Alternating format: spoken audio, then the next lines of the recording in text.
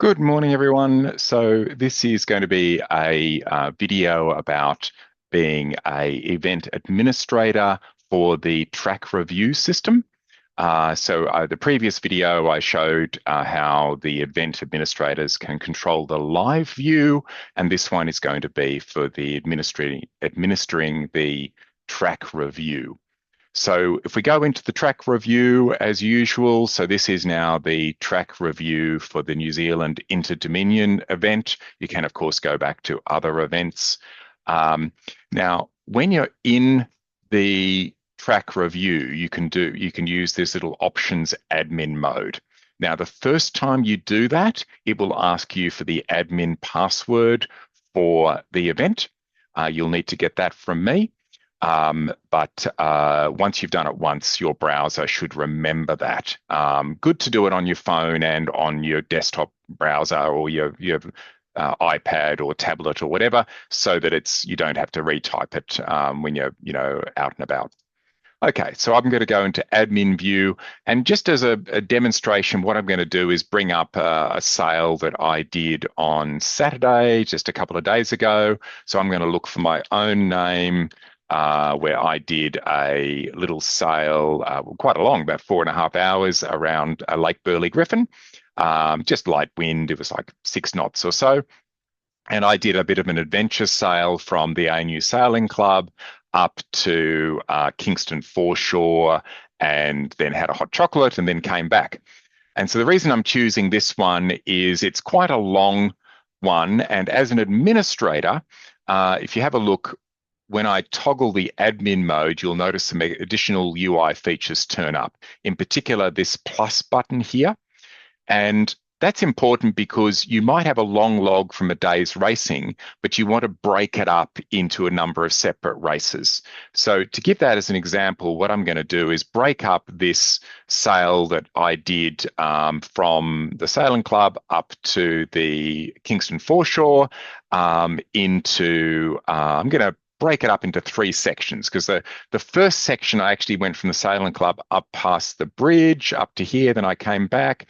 Then I met up with Eric Lemon, a new sailor in our club, and we went up together on our windsurfers up to Kingston and back. So what I'm going to do is use this timeline feature.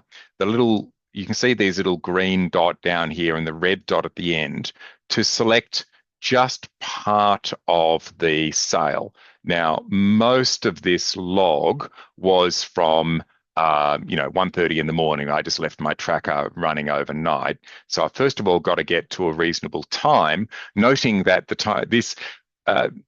time zone is based on the event's time zone. So the New Zealand Inter-Dominion event, which I used as a test, is using Auckland time, whereas I'm in Canberra time. So I'm just mentally adjusting by a couple of hours.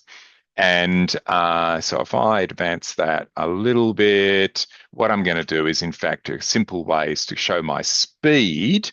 And what I'm going to do is select here, just by wiping over it. There's the first little leg out and back. I can see it just by the lull in speed where I was, waiting for Eric to get his board ready. So, and so let me just go back to reset back to the beginning, and then I'll select in here and select in here. All right, and this should be showing, yeah, it's mucked up the time zones. My apologies. What I'm going to do is just do it this way. And all right, so go, grab that to there, and then I'm going to do that one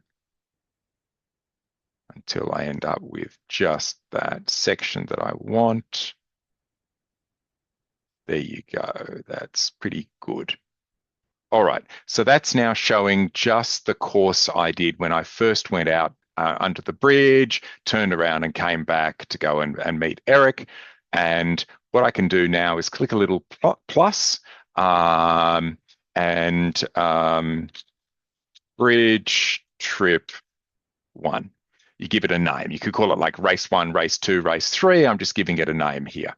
And so now you can see that there's bridge trip 1. So that means anyone coming in and viewing that log will be able to select bridge trip 1 and not have to go fussing about to try to move the timelines around to the right thing. They will be able to just select bridge trip 1 or race 1, race 2, race 3, and they will go straight to that section of the log.